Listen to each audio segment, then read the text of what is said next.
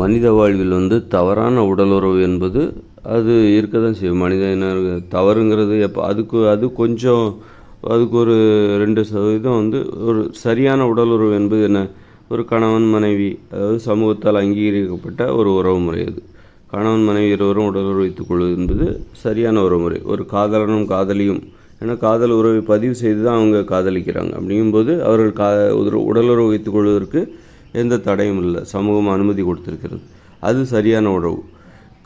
காதல் உறவையோ அல்லது திருமண உறவையோ இது மாதிரி பதிவு செய்யாமல் ஒரு ஆணும் பெண்ணும் உடலுறவு வைத்துக் கொள்கிறார்கள், யாருக்கும் தெரியாமல். அவர்கள் கணவன் மனைவி கிடையாது, காதலன் காதலி கிடையாது. அப்படி இருக்கும் பட்சத்தில் அவர்கள் யாருக்கும் தெரியாமல் உடலுறவு வைத்துக் கொள்கிறார்கள் அப்படின்னா அது தவறான உடலுறவு. அவங்களுக்கு ஏற்கனவே கல்யாணம் ஆகிருக்கலாம், கணவன் இருக்கலாம், மனைவி இருக்கலாம். அப்படி இருக்கிற நிலையில் அல்லது காதலன் காதலி இருக்கலாம். அப்படி இருக்கிற பட்சத்தில் யாருக்கும் தெரியாமல் யாரோ ஒரு பெண்ணோட ஆணோடு உடலுறவு ரகசியமாக தெரியாமல் உடலுறவு வைத்துக் கொள்கிறார் என்றால், அப்படி உடலுறவு வைத்து அது மனித வாழ்வில் அந்த மாதிரி தவறு நடக்க தான் செய்யும். நடக்கவே கூடாது. அதற்கு என்ன நடக்காமல் இருப்பதற்கு அல்லது அதை தவிர்ப்பதற்கு அல்லது அதன் சதவீதத்தை குறைப்பதற்கு, தவறான உடலுறவு நிகழும் அந்த எண்ணிக்கைகளை குறைப்பதற்கு நிறைய வழிமுறைகள் இருக்க தான் செய்யுது. பிடித்தவர்களை திருமணம் செய்தால் அது போன்று தவறுகள் ரொம்ப குறைஞ்சிரும். கணவன் மனைவி எப்போ ஒன்றாவே இருக்கணும், அதாவது ஒரே ஊரில் இருக்கணும், ஒரே குடும்பத்தோடு இருக்கணும். கணவன் மனைவியே காரணம் கொண்டோ வேலை அப்படி இப்படின்னு பிரிஞ்சு போயிடக்கூடாது. வேலை நிமித்தமாக வெளிநாடு போகிறது, வெளியூர் போகிறது, அது மாதிரி பிரிஞ்சு போகக்கூடாது. பிரிஞ்சு போகாமல் ஒன்றாவே இருந்தாங்கனாக்கா அந்த மாதிரி தவறான உடலுறவுக்கான காரணங்கள் குறைந்துவிடும். இப்படிலாம் இருக்குது. இருந்தாலும் தவறான உடலுறவு நிகழ்ந்தாலும், ஒருவேளை தவறான உடலுறவு அதை பற்றி இப்போ ஒரு ஆண் தப்பு செய்கிறான், தனது மனைவிக்கு தெரியாமல் யாரோ ஒரு பெண்ணோடு உடலுறவு வைத்துக் கொள்கிறான் தெரியாமல் எப்போதாவது அப்படின்னா, அதை கூட தனது நண்பர்களிடம் சொல்வதற்கு சொல்லணும். நண்பர்களிடம், தனக்கு கண்டிப்பாக தனிப்பட்ட முறையில் பழகுகிற நண்பர்களிடம், நான் இதுபோல் இந்த பெண்ணோடு எனக்கு உடலுறவு வைத்து கொண்டேன் அப்படின்னு அவனால் சொல்லணும். சொல்கிற அளவுக்கு அது பெருமையான உறவாக, அதுலேயும் ஒரு பெருமை இருக்க வேண்டும். தவறான உடலுறவாக இருந்தாலும் அதிலும் ஒரு பெருமை இருக்க வேண்டும். நான் இந்த பெண்ணோடு உடலுறவு வைத்துக் கொள்வது எனக்கு வெளியே சொல்கிறதுக்கே கூச்சமாக இருக்குது. எனக்கு அந்த வெளியே சொன்னால் என்ன கேவலமாக, என்னடா இந்த பொண்ணோடையாடா உடலுறவு வச்சுக்கிட்ட அப்படின்னு என் நண்பர்கள் நினைப்பாங்க. அதனால் நான் அதை சொல்கிறதில்ல. அந்த மாதிரியான உறவுகளை வச்சிக்கக்கூடாது. எல்லாத்துக்கும் ஒரு தகுதி தேவைப்படுகிறது அல்லது பெருமை தேவைப்படுது. அது மாதிரி ஒரு பெண்ணும் அப்படி தான். தனது தோழிகளிடம் ஒரு பெண்ணும் ஒரு தவறான உடலுறவு ஏதோ ஒரு சந்தர்ப்பத்தில் வைத்துக் கொள்கிறாள் அப்படின்னா, கணவனுக்கு தெரியாமலோ காதலனுக்கு தெரியாமலோ வைத்துக் கொள்கிறாள் என்றால் அது பற்றி அந்த பெண் வெளியே சொல்லணும். வெளியேனா தனது தோழிகள், தனது நம்பிக்கைக்குரிய தோழிகளிடம் சொல்ல வேண்டும். சொல்வதற்கு கூச்சப்படுற மாதிரி, இவங்ககிட்ட அடி வச்சுக்கிட்ட, போய் இவங்ககிட்டே வச்சுக்கிட்ட, இது உனக்கு அசிங்கமாக தெரில, அப்போ அந்த மாதிரி யார் கேட்டுருவாங்களோன்னு சொல்லிட்டு நீங்கள் அதை சொல்வதற்கு மறைத்து விடக்கூடாது. அதை ரகசியம்னு இந்த உலகத்தில் எதுவுமே இருக்கக்கூடாது.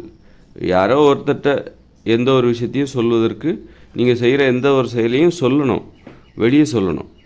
நீங்கள் வெளியே சொல்வதற்கு தகுதியற்ற, இதை சொன்னால் வெளியில் சொன்னால் என் ஃப்ரெண்ட்ஸே என்னை காரி துப்புவாங்க, போய் உனக்கு இவன் தானே கிடச்சான் அப்படின்னு சொல்லிட்டு என் ஃப்ரெண்ட்ஸே என்னை பற்றி கேட்பாங்க, அதனால் கண்டிப்பாக நான் இதை சொல்ல மாட்டேன் அப்படின்னா அந்த செயலை செய்யக்கூடாது. வெளியே சொல்வதற்கு தகுதியற்ற செயல்களை செய்யவே கூடாது. அதனால் வெளியே எந்த ஒரு செயலையும் யார்கிட்டையும் சொல்லவே முடியாத செயல்கள்னு சொல்லிட்டு எதுவுமே இருக்கக்கூடாது. எந்த ஒரு செயலையும் யாராவது ஒருத்தர்கிட்ட சொல்லணும். எல்லார்கிட்டையும் எல்லா விஷயத்தையும் சொல்ல முடியாது.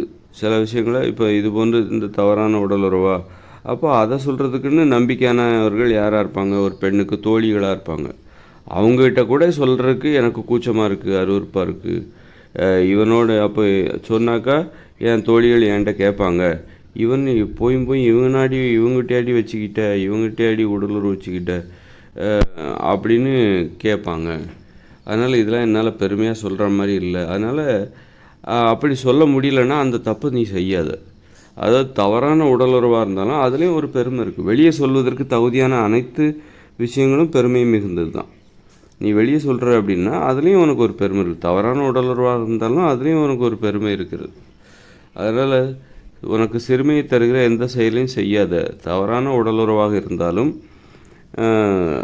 அதுலேயும் ஒரு பெருமை உனக்கு இருக்கிறது. சிறுமையை அதுலேயும் சிறுமைத்தனமான செயல்களில் ஈடுபடக்கூடாது.